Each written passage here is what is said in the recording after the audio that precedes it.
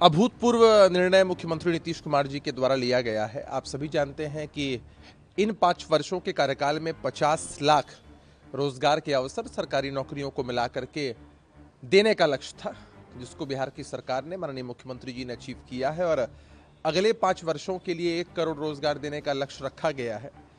तो निश्चित रूप से जिस मुस्तैदी के साथ सरकार काम कर रही है, आदरणीय नीतीश कुमार जी की ये जो सोच है वो रंग लाएगी और बड़े पैमाने पर लोगों को रोजगार मिलेगा।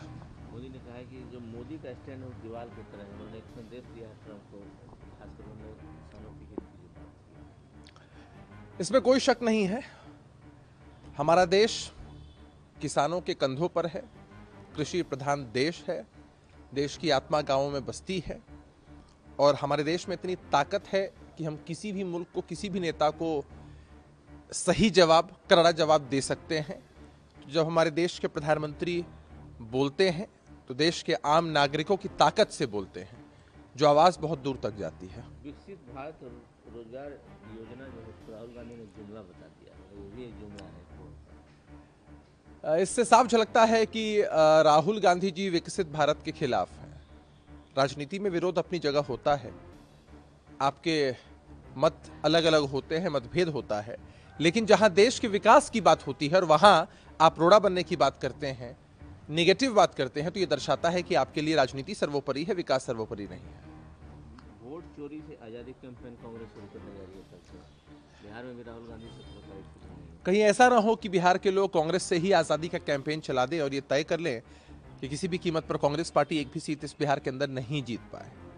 भाई, वोट चोरी, आम नागरिक इस एसआईआर की प्रक्रिया में अपनी सहभागिता सुनिश्चित कर रहे हैं। जहां कमियां, त्रुटियां, गड़बड़ियां हैं, वहां चीजों को रेक्टिफाई किया जा रहा है, ठीक किया जा रहा है।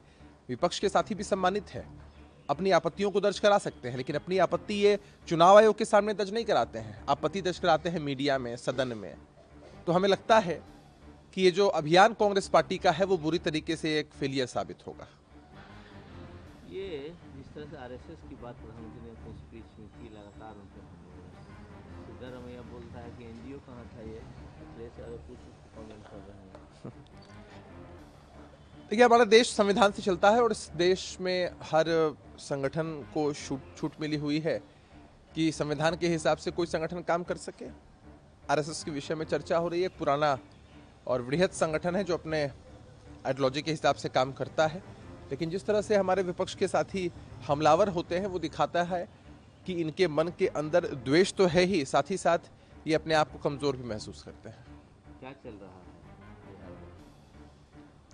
2025 का चुनाव है, दावे उधर से भी हो रहे हैं, एसआईआर का मामला भी ठंडा होता नहीं दिखता। नहीं, ये तो विपक्ष के लोग इस मुद्दे को जानबूझकर हवा दे रहे हैं। अब सुप्रीम कोर्ट का भी वर्डिक्ट इसमें आ चुका है, सुप्रीम कोर्ट के फैसले का भी सम्मान करना चाहिए। अब ये देखना दिलचस्प होगा कि जैसे विपक्ष के साथी स्वायत्त संस्था चुनाव आयोग के खिलाफ बिगुल फूके हुए हैं, कहीं सुप्रीम कोर्ट के खिलाफ भी नहीं चले जाए।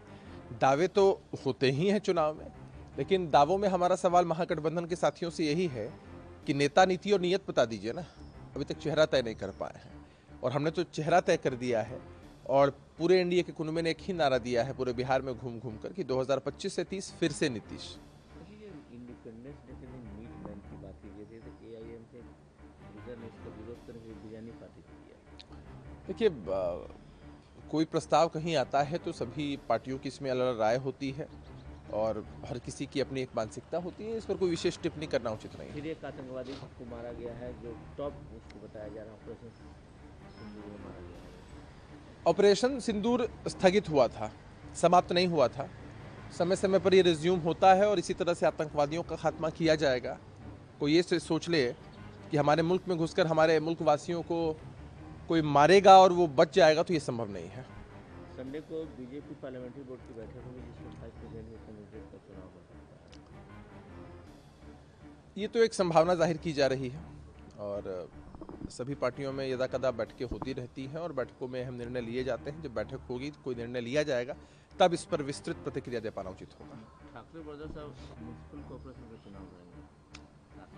आप जानते हैं इस देश में कोई रोक नहीं है चुनाव लड़ने में। आप भी चाहे तो लड़ सकते हैं। कोई व्यक्ति, कोई इंडिविजुअल, कोई संगठन, कोई पार्टी, कोई गठबंधन कहीं चाहे चुनाव लड़ सकता है। ये मतदाता मालिकों को तय करना होता है कि किस पर भरोसा करना है, किस पर भरोसा नहीं करना है।